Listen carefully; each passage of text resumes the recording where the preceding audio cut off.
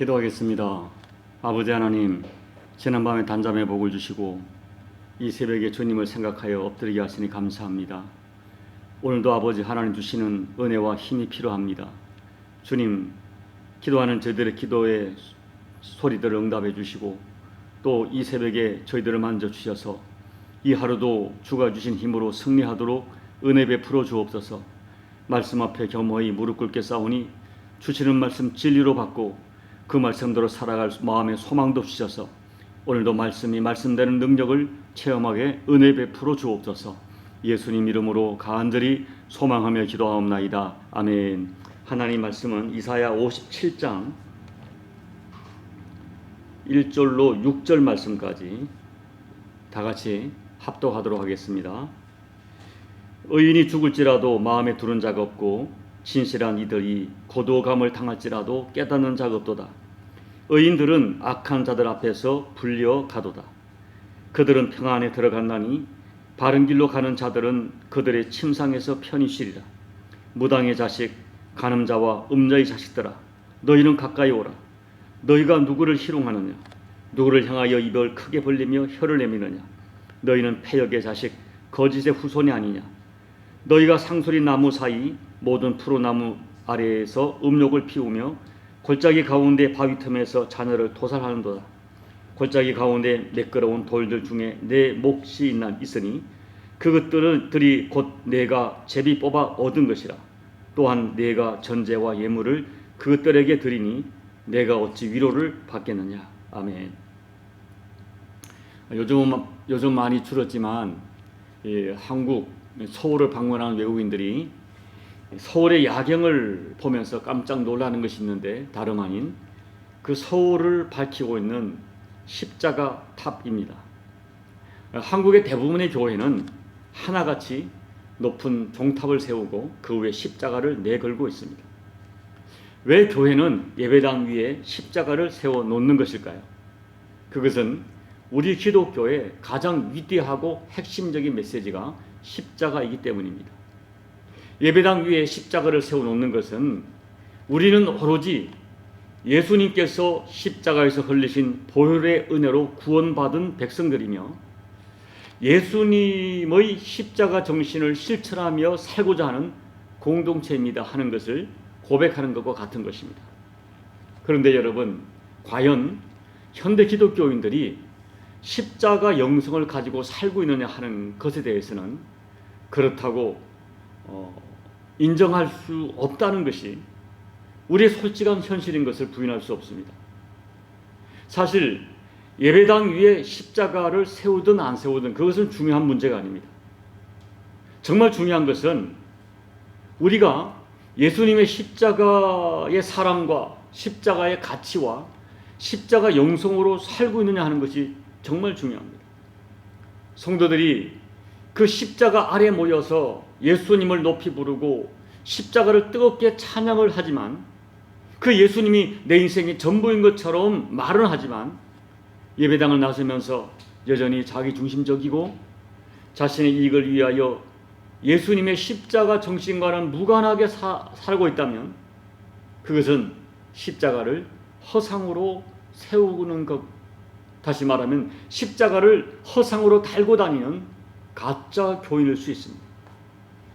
오래전에 40년 목회를 은퇴하시던 남서울 은혜교회 홍정일 목사님께서 후배 목사들이 모인 자리에서 고원을 구하는 후배들에게 목사님들 예수님 잘 믿으세요 라고 하는 정말 충격적이지만 한국계 목회자와 성도들이 반드시 들어야 될 고언이었다고 저는 깊이 공감했습니다.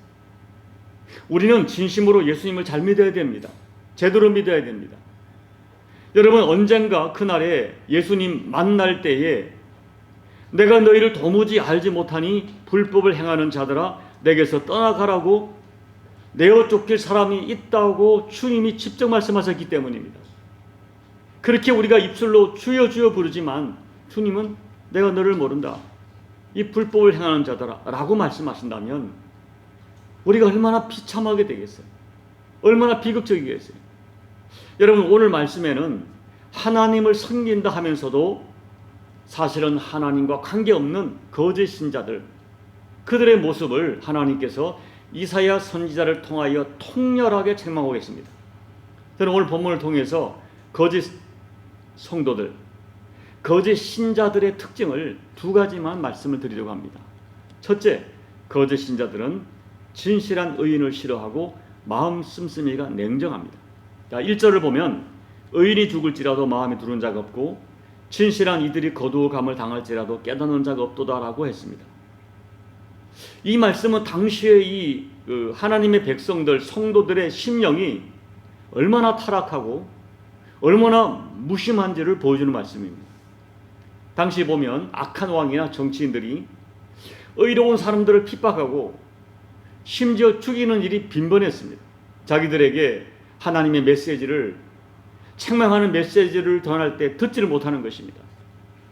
열왕기하 21장을 보면 므낫세 왕이 무지한 사람들의 피를 많이 흘렸다고 했습니다. 그런데 더욱 문제가 되는 것이 뭐냐 하면 그런 사실을 목도한 당시 유다 백성들의 태도입니다. 그들은 의인들이 핍박을 받고 죽임을 당해도 무덤덤했고 마음이 냉정했습니다. 아니, 당시의 백성들은 의인이 박해를 받을 때 침묵함으로써 의인을 박해하고 죽이는 일에 간접적으로 동참한 것입니다. 여러분, 정말 이해할 수 없는 일들이 참 성경에 많이 나타나 있어요. 자칭 하나님의 백성들이 의인을 싫어합니다. 미가서 6장을 보면 당시에 의로운 사람들이 줄인 자에게 식물을 나눠주고 헐벗은 자들을 구체적으로 도와주는 삶을 살았습니다. 그런데 대부분의 백성들은 하나님께 화려한 제사를 드렸지만 고통받는 이웃에 대하여 전혀 무관심했습니다. 그것뿐이 아니라 자기들이 하지 못하는 의로운 삶을 살아가는 신실한 사람들을 싫어했습니다. 그들을 배척하고 심지어 그들을 죽이기까지 했습니다. 예수님 당시도 의로우신 예수님이 백성들에게 배척을 당했습니다. 여러분, 성경이 예고하는 마지막 시대의 사회의 특징은 사람들 인간관계에서 무서울 정도로 사랑이 식어질 것이라고 예언합니다. 문제는 그와 같은 사회의 특징이 그와 같은 이기적이고 개인주의적인 냉혹한 모습이 교회 안에 그대로 나타나는 것입니다. 예수를 믿는다는데 너무 계산적이고 한번 마음이 틀어지면 세상 사람들보다 더 냉정하고 무섭게 등을 돌리는 사람들이 있습니다. 과연 저 사람들이 예수를 믿는 사람인가? 저 사람에게 예수를 믿는다는 것은 어떤 의미인가? 이해가 안 되는 사람들이 많이 있습니다. 예수님을 사랑한다는데, 예수님을 믿는다는데, 예수님을 높이 찬양하는데 너무나 자기중심적이고 자기 마음에 들지 않으면 주저없이 돌을 던지는 사람들이 교회 안에 많이 있어서 두렵기까지 합니다. 어느 목사님은 그런 교인들의 모습을 보면서 자기 목회에 어떤 두려움이 생겨서 갑자기 우울증처럼 목회에 주저앉았던 그런 고백을 하는 서울의 대형교회 목사님도 계셨습니다. 여러분, 오늘 이사야 57장 1절의 말씀은 옛날 이야기가 아닙니다. 지금 우리 주변에서, 아니 우리 교회에서 일어나는 현실의 이야기일 수 있습니다. 여러분의 마음을 자주 돌아보십시오. 여러분의 마음의 온도를 한번 재보십시오. 내 마음이 예수님 마음을 품고 있는지 여러분 생각해 보십시오. 부인할 수 없는 진실이 있습니다. 예수님 믿으면 부족하더라도 예수님 마음을 품게 되어 있어요. 예수님이라면 어떻게 했을까 하는 생각을 하게 되어 있습니다. 그런데 우리가 품어야 될 예수님의 마음이 어떤 마음입니까? 십자가입니다. 내가 죽어 너를 살리는. 우리 예수님은 당시의 사람들이 이해할 수 없을 정도로 마음이 넓고 따뜻했어요. 수용할 수 없는 사람들을 수용하셨어요. 여러분, 매사를 이성적으로 따지고 계산하고 비판하는 그런 차가운 교회생활을 하지 않도록 주의하시고 여러분의 마음의 온도계가 내려가지 않도록 자주 여러분의 마음을 체크하셔야 됩니다. 그리고 오늘 이사야 선지자가 말한 것처럼 의인이 고통당할 때 곁에 있어주고 위로해주고 안아주고 공감해주는 그런 따뜻한 마음으로 하나님의 사람들에게 힘이 되어주는 하나님의 거룩한 통로로 사용되는 저와 여러분 되셔야 됩니다. 둘째, 거짓 신자는 하나님보다 사랑하는 마음의 우상이 참 많이 있습니다. 당시 이스라엘에는 무속신앙, 마술, 점술이 성행했습니다. 그것에 대해 하나님이 무섭게 질책하시죠. 3절에 나오는 무당의 자식들아, 간음자, 음녀의 자식은 실제로 그들이 간음했다는 그런 의미가 아니라 무속신앙을 가지고 영적 간음을 행하는 사람들을 뜻합니다. 그들은 나무 아래에서 우상 숭배 의식을 행했고 심지어 자녀를 제물로 드리기까지 했어요. 그렇게 우상 숭배를 함으로써 그들이 부여를 얻었고 문제가 풀렸고 힘을 얻게 되었다고 하면서 우상 숭배를 멈추지 않았습니다. 여러분, 우리 마음의 우상은 어떤 사람일 수 있고 또는 물질일 수 있고 또는 어떤 사상이나 이념일 수가 있고 어떤 명예나 취미일 수 있습니다. 하나님께서는 4절에서 이들의 행위, 그들의 마음속의 우상이 하나님을 희롱하는 것이라고 하면서 강하게 책망하세요. 여러분, 우상을 숭배하는 사람들이 하나님께 예배를 안 드린 것이 아니에요. 하나님께 제사를 드리면서도 우상을 섬기는 것입니다. 하나님께 제사를 드리는데 정말 그가 사랑하는 것, 마음의 진짜 사랑하는 것은 따로 있었어요. 마음의 우상이죠. 그러면 왜 사람들이 우상 숭배에 빠집니까? 우상은 눈에 보여지고 몸으로 느껴지면서 진짜 뭔가 하는 것처럼 활동하는 것처럼 느껴지기 때문입니다. 반면에 11절 말씀을 보면 하나님께서는 눈에 보이지 않아요. 어떤 말씀이 들리지 않고 특이한 기적이나 활동이나 현상을 보여주지 않고 잠잠하게 있는 것처럼 보이기 때문입니다. 여러분, 우리가 믿는 하나님 잘 보이지 않습니다. 우리가 가진 어떤 소망도 천국도 보이지 않는 것들입니다. 그렇지만 인간들은 보이는 것에 대한 탐욕이 있는 존재들이고, 그래서 보이는 것을 성취함으로 자기가 무엇인가 인생의 성공을 인정받으려 하는 그런 존재들이에요. 보이는 것. 그래서 보이는 우상, 보이는 우상을 추구하는 우상 숭배에서 벗어나기 어렵습니다.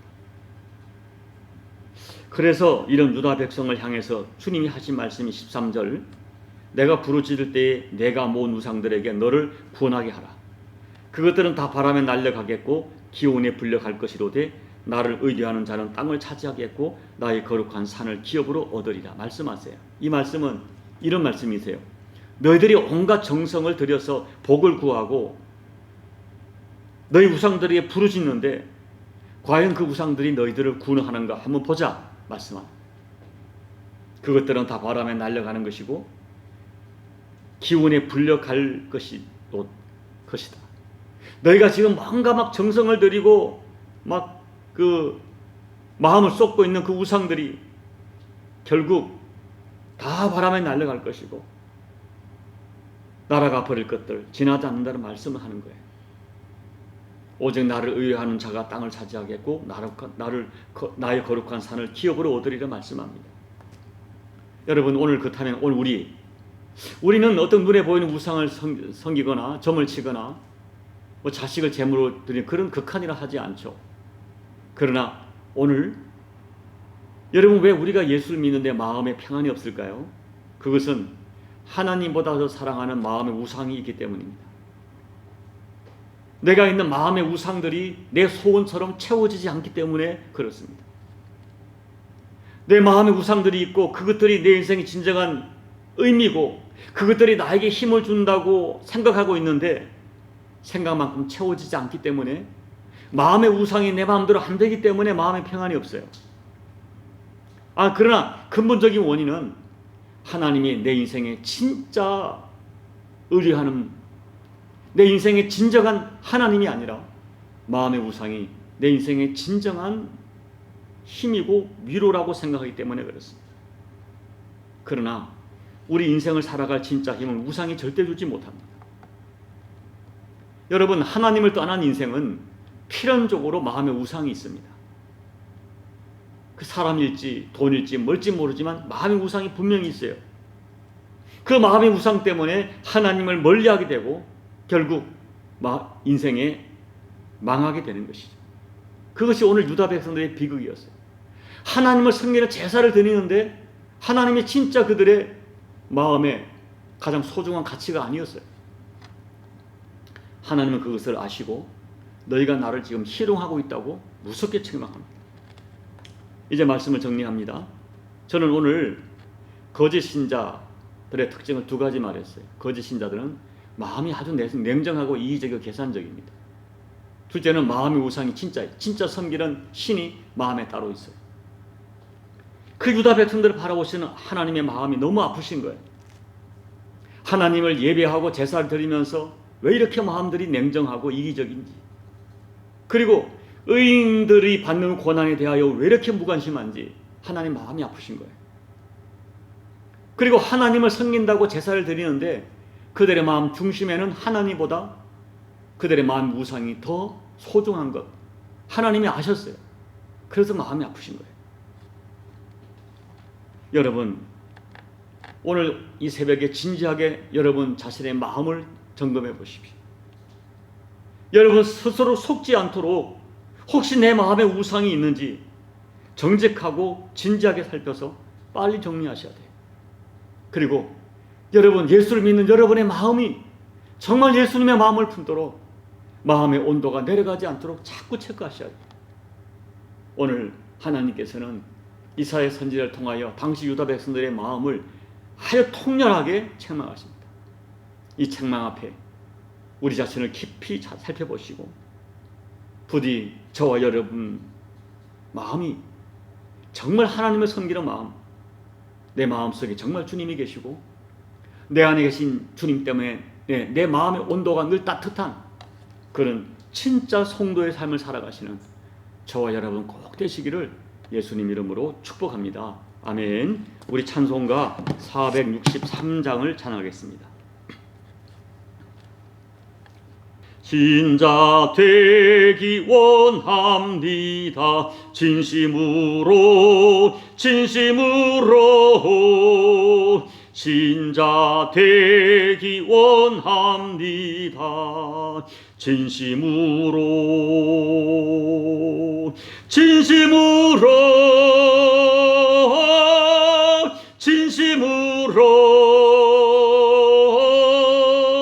신자 되기 원합니다.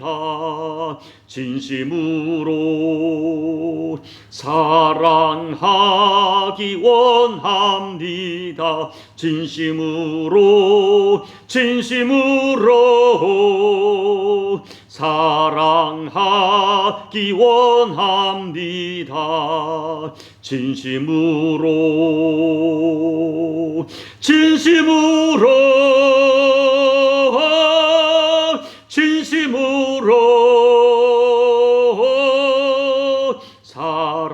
사랑하기 원합니다. 진심으로 거룩하기 원합니다. 진심으로 거룩하기 원합니다.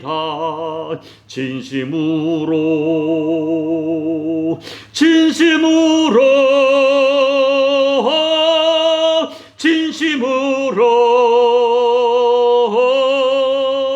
거룩하기 원합니다.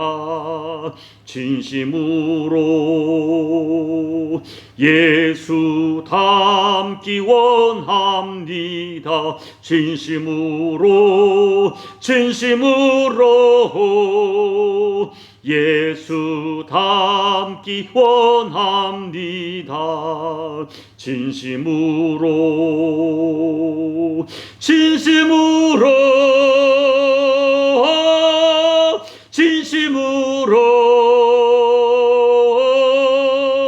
예수 자주 닮기 원합니다. 진심으로.